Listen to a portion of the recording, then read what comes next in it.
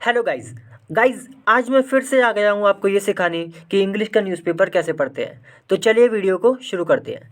देखिए हेडिंग लिखी है यहाँ पे एससी का मतलब दोस्तों सुप्रीम कोर्ट, शॉर्ट में लिखा है। तो एससी क्वेश्चंस यानी कि सवाल उठाए टीएन गवर्नमेंट्स इंटरवेंशन, यानी कि टीएन का मतलब तमिलनाडु, जो तमिलनाडु की जो सरकार है, सरकार भी है गवर्नमेंट भी शॉर्ट में लिखा है।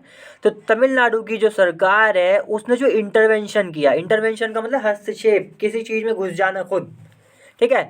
तो उस चीज़ को सुप्रीम कोर्ट ने सवाल उठाया उस पर, इन मद्रास हाई कोर्ट अगेंस्ट। तो मद्रास हाई कोर्ट है, ठीक है, ये हाई कोर्ट है, इसका मतलब मद्रास की जो हाई कोर्ट है उसमें तमिलनाडु की जो गवर्नमेंट है उसने इंटरवेंशन किया होगा, ठीक है। किस चीज़ के खिलाफ? अगेंस्ट ईडीज माइनिंग केस, यानी कि ईडी का जो माइनिंग का केस है ना, उसके उसके खिलाफ इसने ऐसा किया तमिलनाडु की गवर्नमेंट ने। तो सुप्रीम कोर्ट ने सवाल उठाए। अब देखिए यहाँ से पढ़ते हैं, ऐसे तो समझ में नहीं आएगा, सिर्फ हेडिंग से पूरा यहाँ से देखते हैं क्या है। देखिए अब यहाँ लिखा हुआ है, देखिए गाइस, अब है the supreme court on Friday, यानी कि शुक्रवार को सुप्रीम कोर्ट ने क्या किया? क्वेश्चन, सवाल किया the Tamil Nadu governments successful intervention, जो सफलतापूर्वक जो इंटरवेंशन किया है गवर्नमेंट ने तमिलनाडु की in the Madras high court, Madras high court में, टू गेट, क्या करने के लिए? तो टू गेट का मतलब पाने के लिए, क्या पाने के लिए? आ स्टे, कि भाई एक रोक हो, स्टे का मतलब होता है एक थोड़ी देर के लिए, थोड़े समय के लिए रोक लगना। तो भाई रोक लग जाए किसकी? ऑफ समन्स, यानी कि समन्स का मतलब होता है बुलावा, कि अगर जैसे पुलिस, जैसे कोर्ट आपको समन भेजे या फिर पुलिस भेजे कोई एजेंसी, तो इसका मतलब होता है कि वो आपको बुला रही है। तो भाई बुलावा लगा हुआ था का किसके द्वारा? इश्यूड बाय बताएगा कि किसने बुलावा दिया था। तो एनफोर्समेंट डायरेक्टरेट, तो ये जो ईडी, हम इसको शॉर्ट में भी कह देते हैं, तो ईडी ने बुलाया, समन लगाया था, उस पे कह रहे हैं कि जो समन्स थे, जो बुलावा था, उस पर रोक लगाने के लिए बात चल रही थी, ठीक है। देखिए फिर लिखा है, मतलब ये रोक चाहते थे कि रोक लग जाए। फिर लिखा है टू 5 डिस्ट्रिक्ट कलेक्टर्स। अब किसको बुलाया था? अभी तो हमने पढ़ा बुलावा लगा था, लेकिन किसको लगा था? तो 2 5 डिस्ट्रिक्ट कलेक्टर्स, यानी कि डिस्ट्रिक्ट कलेक्टर्स होते हैं ना दोस्तों, 5 ऐसे डिस्ट्रिक्ट कलेक्टर्स है जिनको बुलाया था ईडी ने। किस मामले में? तो बताएगा इन कनेक्शन विद। तो इन कनेक्शन विद जो बताएगा ना, वो बताएगा मामला क्या था। तो मामला था भाई मनी लॉन्ड्रिंग केस, एक मनी लॉन्ड्रिंग का केस था। वही आपको पता होगा दोस्तों, मनी लॉन्ड्रिंग के केस जो होते हैं उसमें बेसिकली ब्लैक मनी को वाइट मनी बनाने का जो होता है सिस्टम पूरा, ठीक है। Linked to illegal sand mining, और ये जो मनी लॉन्ड्रिंग था ये किससे जुड़ा हुआ था? ये जुड़ा हुआ था linked to illegal sand mining, illegal गैर कानूनी सैंड माइनिंग हो रही थी, उससे ये मनी लॉन्ड्रिंग जुड़ी हुई थी। तो ये इतनी सारी बातें हमें पता चली, ठीक है। देखिए फिर आगे लिखा है हाउ कैन, अब देखिए थोड़े क्वेश्चन पूछे जा रहे हैं, और किसके द्वारा पूछे जा रहे हैं वो नीचे लिखा होगा। अगर मैं आपको दिखा भी दूँ सीधे, जैसा लिखा है ना यहाँ पे, जस्टिस बेला एम त्रिवेदी। तो ये जिन जो जस्टिस है, जस्टिस का मतलब होता है जज, ठीक है, हाई कोर्ट या सुप्रीम कोर्ट के जज होते हैं उन्हें जस्टिस बोलते हैं। तो इनके द्वारा ये क्वेश्चन पूछे गए। ऊपर देखिए क्या लिखा है, जैसे how can the state file a writ petition, कि भाई स्टेट कैसे फाइल कर सकती है रिट पिटिशन को, मतलब फाइल का मतलब दर्ज कर सकती है किसके खिलाफ? अगेंस्ट द ईडी के खिलाफ। How is the state aggrieved, आखिर स्टेट जो है वो कैसे एग्रीव हो गई? एग्रीव का मतलब होता है कि एक तरीके से नाराज हो जाना, गुस्सा होना, रिसेंटफुल भी जैसे कह देते हैं, ठीक है। फिर लिखा है how is the state interested, state जो है वो इंटरेस्टेड कैसे है? ये कुछ क्वेश्चन पूछ जा रहे हैं। फिर लिखा है लेट द कलेक्टर्स रिस्पॉन्ड, अब जो कलेक्टर्स हैं उनको रिस्पॉन्ड करने दें, यानी कि रिएक्शन देने दें, प्रतिक्रिया देने दें, किसको? टू द समन्स, यानी कि जो बुलावे लगे हैं, कलेक्टर्स को बुलाया था ना दोस्तों, तो कह रहे हैं कि भाई कलेक्टर्स को बुलावे लगे हैं ना, तो उन्हें रिएक्शन देने दें जो वो दे रहे हैं। आपका क्या ये बात है? देखिए फिर लिखा है are they not suppose to cooperate, cooperate का मतलब होता है साथ मिलकर काम वाम करना, ठीक है।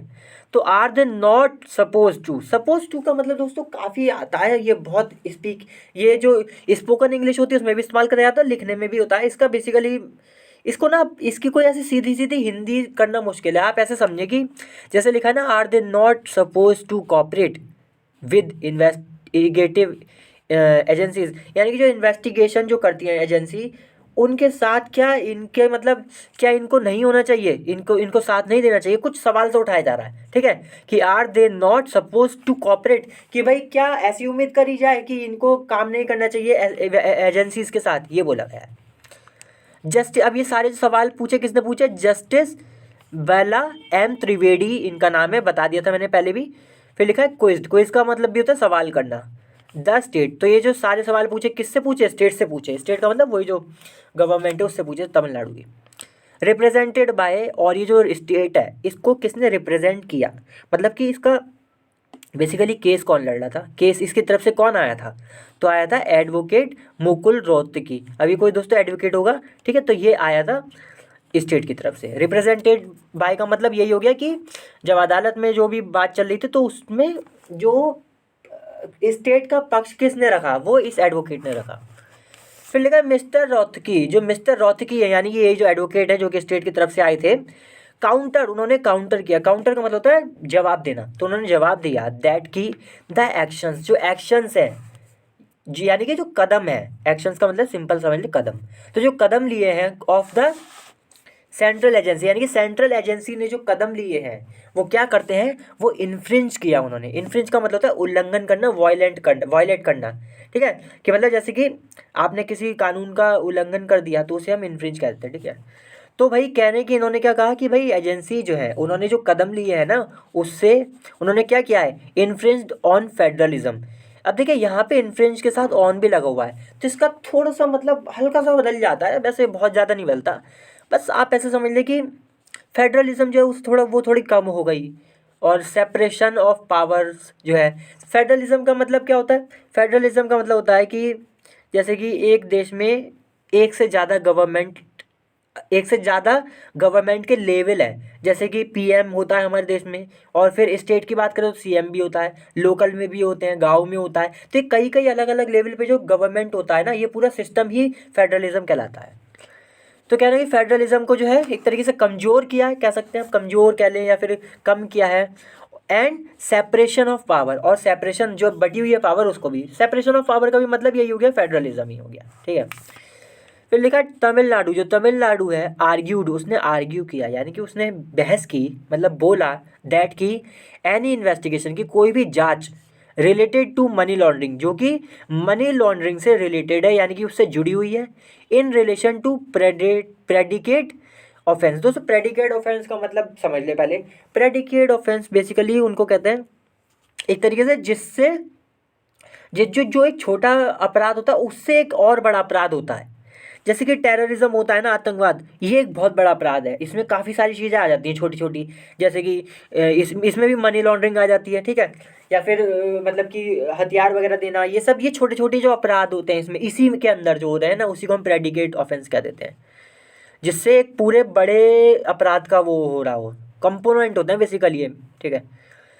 तो इससे प्रेडिकेट ऑफेंस से जुड़े हुए जो कि अराइज आउट होते हैं, arise out and with in the territorial limits, territorial limits के अंदर ही अंदर ऑफ अ स्टेट, एक स्टेट की, ठीक है। टेरिटोरियल लिमिट्स का मतलब जो उसका नक्शा है उसी के अंदर अंदर जो उसकी ज़मीन है एक स्टेट की, कुड बी डन। तो कह रहे हैं ये जो कह रहे हैं कि ये जो कोई भी जांच है जो बताई ना अभी हमने पढ़ी कि इससे जुड़ी हुई जो जो भी कोई जांच है वो कुड बी डन, वो की जा सकती थी only at the request of the state, कि कि सिर्फ अगर स्टेट रिक्वेस्ट कर दे तो ये जांच की जा सकती है, और या by directions of constitutional courts, या कॉन्स्टिट्यूशनल कोर्ट्स जो होती है दोस्तों अदालत, उसके वो डायरेक्शन दे दे या तो या स्टेट दे दे तो ये किया जा सकता है, ठीक है। तो ये किसने बोला है, तमिलनाडु ने बोला। फिर देखिए आगे लिखा है दे कलेक्टर्स, कलेक्टर्स की बात चल रही है यहाँ पे कि जो कलेक्टर्स हैं are not suppose to cooperate, वो ऐसी उम्मीद नहीं करी जाती, ठीक है, सपोज को आप ऐसा समझ लो उम्मीद करना, तो कह रहे हैं ऐसी उम्मीद नहीं करी जाती कि वो साथ दें इफ़ अगर the agency is acting without jurisdiction, कि अगर ज्यूरिसडिक्शन का भी थोड़ा मतलब समझना पड़ेगा आपको। ज्यूरिसडिक्शन का बेसिकली मतलब होता है कि मान लीजिए आप के अधिकार में जो जो एक तरीके से आपकी जो पावर है, पावर जहाँ तक आपकी फैली हुई है उसी को हम ज्यूरिसडिक्शन बोल देते हैं, कि जहाँ तक आपका अधिकार है कुछ करने का, कानूनी रूप से, ठीक है। जैसे कि मान लीजिए कोई चीज़ है जो कोर्ट के जुरिस्डिक्शन में नहीं है, इसका मतलब ये हुआ कि वो एक ऐसी चीज़ है जिस पे कोर्ट कुछ नहीं कर सकती, कोर्ट के हाथ में नहीं है वो चीज़, ठीक है। तो यही बोला गया है कि कलेक्टर्स जो है वो ऐसी उम्मीद की जाती है कि वो साथ दे अगर एजेंसी जो है वो काम कर रही है विदाउट ज्यूरिसडिक्शन, यानी कि उनके उनके उसमें भी नहीं है, वो इसको उनके एरिया में नहीं है, तब भी वो काम कर रही हैं। देखिए फिर लिखा ही सेड, इन्होंने कहा। फिर देखिए तमिलनाडु एडिशनल एडवोकेट जनरल, जो दोस्तों तमिलनाडु के एडवोकेट जनरल है, एडिशनल, ठीक है।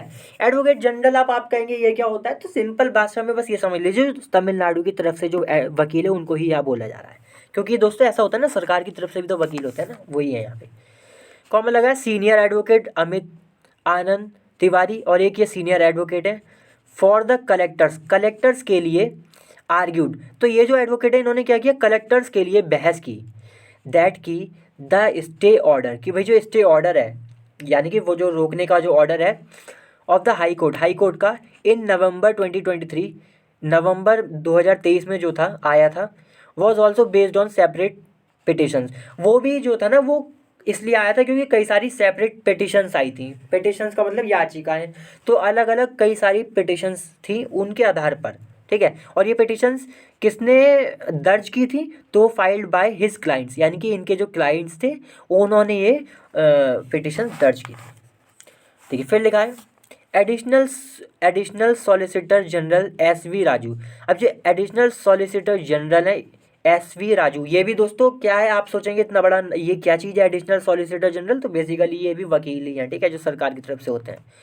तो ये जो वकील है फॉर द ईडी के लिए इन्होंने क्या कहा, इन्होंने कहा ईडी का मतलब जो वो थी ना इलेक्शन, वो सॉरी इलेक्ट्रॉन वो थी ना, क्या था ये अजीब सा नाम था तो उसका, एनफोर्समेंट डायरेक्टरेट, तो उसने उसकी तरफ से जो वकील था तो उसने क्या कहा, उसने कहा सेड द स्टेट, कि भाई जो स्टेट है, जो राज्य है, वॉज यानी कि जो गवर्नमेंट है, वॉज नाउ इंटरफेयरिंग, वो अब इंटरफेयर कर रही है, इंटरफेयर कर रही थी, ठीक है। तो मतलब कि अब वो मतलब इंटरफेयर कर रही है, हस्तक्षेप कर रही है even in the operation of simple and innocuous summons, यानी कि यहाँ तक कि उनमें भी हस्तक्षेप कर रही है, जो कि ऑपरेशन जो कि बहुत सिंपल ऑपरेशन है, मतलब जो हम काम करते हैं बहुत सिंपल से, उसमें भी कॉमा लगा है अनक्यूअस। इसका मतलब होता है दोस्तों कि ये जो शब्द देख रहे हैं आप, इसका मतलब होता है कि जो कि नुकसान ना पहुँचाए, हार्मलेस हो, ठीक है। समन्स का मतलब बुलावा मैंने बताया था, तो यानी कि ऐसे बुलावे जिनमें कोई नुकसान भी नहीं है, जो कि जिससे कुछ आपका नुकसान नहीं होगा, और जो सिंपल ऑपरेशन है उनमें भी ये अब इंटरफेयर कर रही है, ऐसा स्टेट कर रही है। ऐसा किसने बोला, ये जो एडिशनल सॉलिसिटर जनरल है इन्होंने बोला, ठीक है, जिनका नाम है एस.वी. राजू। फिर देखिए आगे लिखा है कंटिन्यूड ऑन पेज 8, यानी कि आगे की बात पेज 8 पर है, हमें बस यहीं तक ही पढ़ना था। चलिए अगली बार फिर चलते किसी और छोटी के साथ, तब तक के लिए वीडियो लाइक करें, शेयर करें, चैनल सब्सक्राइब जरूर करें। चलिए बाय।